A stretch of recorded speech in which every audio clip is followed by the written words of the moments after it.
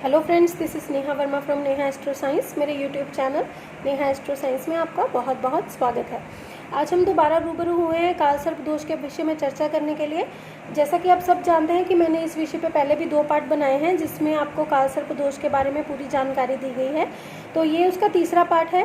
तो अगर आप कालसर्प दोष के बारे में जानना चाहते हैं, इसकी पूरी इन्फॉर्मेशन चाहते हैं, तो आप इसका पहला, दूसरा और ये वाला भाग जो कि तीसरा भाग है, आप ज़रूर देखें। इससे आपको काफ़ी हद तक पता चल जाएगा कि कालसर्प दोष क्या होता है, ये हमारी कुंडली में कैसे निर्मित होता है और इनके क्या क्या उपाय करना चाहिए और इस दोष का कैसे निवारण करना चाहिए। इससे आपको सारी चीज़ें पता चल जाएंगी। और पिछली बार जो हमने कालसर्प दोष की चर्चा की थी वो हमने ये बताया था कि कालसर्प दोष आपकी कुंडली में कैसे निर्मित होता है और 6 अलग अलग तरह के कालसर्प दोषों के बारे में बताया था, जिसमें से कि जो कालसर्प दोष थे वो थे अनंत कालसर्प दोष, कुलिक कालसर्प दोष, वासुकी कालसर्प दोष, शंखपाल कालसर्प दोष, पद्म कालसर्प दोष और महापद्म कालसर्प दोष। ये 6 के बारे में मैंने आपको पार्ट 2 में बता दिया था, इनके उपाय भी बता दिए थे।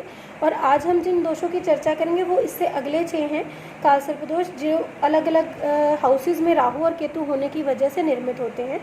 तो आइए जानते हैं, आइए चर्चा करते हैं बाकी के 6 कालसर्प दोषों के ऊपर। तो जो 7वां कालसर्प दोष है फ्रेंड्स, वो है तक्षक कालसर्प दोष। ये हमारी कुंडली में निर्मित होता है जब राहु 7वें भाव में होता है और केतु पहले भाव में होता है। इससे भी हमारी मैरिड लाइफ बहुत ट्रबल होती है। हमारे पार्टनर का नेचर, हमारे पार्टनर की जो कहते हैं कि उसका बात करने का तरीका या उसका रहने सहने का तरीका हमारे तरीके से बिल्कुल अलग होता है और डिफरेंसेस बहुत क्रिएट हो जाते हैं और हमारी एबिलिटीज़ कभी भी मैच नहीं करती। तो अगर आपकी कुंडली में ये तक्षक कालसर्प दोष निर्मित हो रहा है तो भी आप शादी से पहले इसकी पूजा अवश्य करवाएं। अन्यथा अगर आपने नहीं करवाई है पूजा इसकी, तो इसके लिए मैं आपको उपाय बताती हूँ। आप 11 नारियल लीजिए और 11 नारियल आप अपने सर से वार कर उसको जल प्रवाह कर दीजिए। ये टाइम बिंग उपाय है, आपको पूजा ज़रूर करवानी पड़ेगी, लेकिन टिल द टाइम आप पूजा नहीं करवा पाते हैं तब तक आप ये उपाय उसकी जगह पे कर सकते हैं। उसके बाद हम बात करते हैं 8वें कालसर्प योग की, जो है कर्कोटक कालसर्प दोष। इसमें जो है राहु 8वें भाव में होता है और केतु दूसरे भाव में होता है। तो जब भी आपके कुंडली में कर्कोटक कालसर्प दोष का निर्माण होता है तो आपको भैरव जी की पूजा करनी चाहिए, उनको दही और गुड़ का भोग लगाना चाहिए। इससे आपके कुंडली के काफ़ी कष्ट कम होंगे। इससे आपको जो कालसर्प दोष की पीड़ा है वो कम होगी, आपको तकलीफ़ें कम आएंगी, आपके रास्ते में जो बार बार अड़चनें आती हैं वो थोड़ी कम आएंगी। तो आप ये उपाय कर सकते हैं अगर आपकी कुंडली में कर्कोटक कालसर्प दोष है तो। अब हम 9वें कालसर्प दोष की बात करें तो वो है शंखचूड़ कालसर्प दोष। अगर आपकी कुंडली में शंखचूड़ कालसर्प दोष निर्मित हो रहा है, इसका मतलब है आपकी कुंडली में जो राहु है वो 9वें भाव में है और केतु जो है वो तीसरे भाव में है। अगर आपकी कुंडली में ये कालसर्प दोष है तो आप अपने सिरहाने के पास जौ रखें और सुबह उठ के पक्षियों को डाल दें। ये उपाय आपके काफ़ी काम आएगा, इससे आपकी काफ़ी मदद होगी। ये उपाय आप नियमित तौर पे कर सकते हैं या फिर 15 दिन, 20 दिन, 25 दिन, 43 दिन करके उसके बाद थोड़ा सा गैप डाल के आप इनको दोबारा रिपीट कर सकते हैं। इससे आपको बहुत फ़ायदा मिलेगा। उसके बाद हम बात करें 10वें कालसर्प योग की, वो है घातक कालसर्प योग। इसमें जो है राहु 10वें भाव में होता है और केतु जो है वो 4थे भाव में होता है।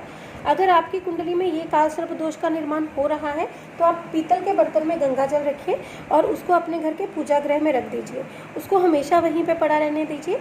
ऐसा करने से आपके घर के दोष शांत होंगे, आपके परिवार के सदस्यों में आपस में प्रेम बढ़ेगा और आपका जो कालसर्प दोष से आपको तकलीफ़ें आ रही हैं, जो आपस में लड़ाई झगड़े हो रहे हैं, वो कम होंगे इससे। उसके बाद हम 11वें कालसर्प दोष की बात करें, वो है विषधर कालसर्प दोष। ये बहुत खतरनाक होता है, इससे आपकी ज़िंदगी एक तरीके से उसमें विष घुल जाता है, उस तरीके से आप नाम से भी जज कर सकते हैं, विषधर कालसर्प दोष। तो इसमें जो है राहु वो 11वें भाव में होता है और 5वें भाव में केतु होता है। 11वें भाव में राहु होने की वजह से ये आपके डिसीजंस को बहुत वो इफ़ेक्ट करता है। आपके बिजनेस से रिलेटेड, आपके काम से रिलेटेड जो डिसीजंस आप ले रहे हैं उनमें आपको काफ़ी नुकसान देखना पड़ सकता है या आपको काफ़ी लॉसेज उठाने पड़ सकते हैं। तो अगर आपकी कुंडली में विषधर कालसर्प योग का निर्माण हो रहा है तो आपकी फैमिली में जितने भी सदस्य हैं, 5, 10, 3, 4 जितने भी सदस्य हैं, हर एक सदस्य से एक नारियल को हाथ लगवा के आप प्रत्येक सदस्य के एक नारियल को काउंट करके, अगर आपकी फैमिली में 4 सदस्य हैं तो आप 4 नारियल लीजिए, सबका हाथ लगवा के आप उन नारियलों को जल प्रवाह कर दीजिए। इससे आपके दोषों से काफ़ी हद तक आपको रिलैक्सेशन मिलेगी। और जो 12वां काल सर्प दोष है, फाइनल जो लास्ट जिसको हम कंसीडर करते हैं, वो है शेषनाग काल सर्प दोष। इसमें जो है राहु आपके कुंडली के 12वें भाव में होता है और केतु 6ठे भाव में होता है। तो इस दिन जिसकी कुंडली में भी शेषनाग काल सर्प दोष का निर्माण होता है, उसको नाग देवता की पूजा करनी चाहिए, उनको नाग देवता को दूध पिलाना चाहिए, नाग पंचमी पे नाग की पूजा करवानी चाहिए, रुद्राभिषेक करना चाहिए, गरीबों में दूध बांटना चाहिए और उनको सफ़ेद वस्तुओं का दान करना चाहिए। ये नियमित तौर पे आप कर सकते हैं। ये बार बार मैं आपको बता रही हूँ कि ये उपाय टाइम बीइंग है, ये परमानेंट सॉल्यूशंस नहीं है, क्योंकि बहुत से लोग हैं जिन्होंने एक बार शाम को दूध पिलाया और उसके बाद उनको लगता है कि उनकी कुंडली का काल सर्प दोष शांत हो गया और अब उसके बाद वो काल सर्प दोष नहीं है उनकी कुंडली में। ऐसा बिल्कुल भी नहीं है। ये उपाय आपको बार बार करने पड़ेंगे, कंसिस्टेंटली करने पड़ेंगे, तभी आपको काल सर्प दोष की जो कष्ट है वो कम होगा। तो आपको मैंने काल सर्प दोष जो 12 तरह के होते हैं उनके बारे में जानकारी दी है, उनके उपायों के बारे में बताया है। फिर भी अगर आपको कुछ नहीं पता चला तो आप कमेंट करके मुझसे पूछ सकते हैं। लेकिन जिनकी भी कुंडली में काल सर्प योग है, वो काल सर्प दोष की जो भी उनकी कुंडली का काल सर्प दोष बनता है उस हिसाब से पूजा करवाएं, उस हिसाब से उसके उपाय करें, तो उससे उनको काफ़ी हद तक इसकी शांति मिलेगी। काल सर्प दोष की पूजा के लिए आप संपर्क कर सकते हैं। मेरे कॉन्टैक्ट नंबर मेरे चैनल पर दिए गए हैं। अगर किसी भी तरह के आपको स्टोन्स चाहिए, आपको आपके राशि रत्न चाहिए और किसी भी तरह की आपको पूजा करवानी है तो आप मुझसे कांटेक्ट कर सकते हैं। मेरे नंबर आपकी फ़ोन स्क्रीन पे डिस्प्ले हो रहे हैं। तो अगर कुंडली की कंसल्टेशन करना चाहते हैं या आप जानना चाहते हैं कि आपकी कुंडली में कौन से योग बन रहे हैं, कौन से दोष बन रहे हैं, तब भी आप मुझसे कंसल्टेशन ले सकते हैं।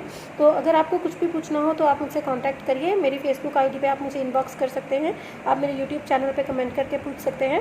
तो अगर आपको ये वीडियो पसंद आई तो मेरे चैनल को लाइक, शेयर और सब्सक्राइब ज़रूर करें और कुछ भी जानने के लिए आप मुझे कमेंट बॉक्स में कमेंट ज़रूर करें। धन्यवाद।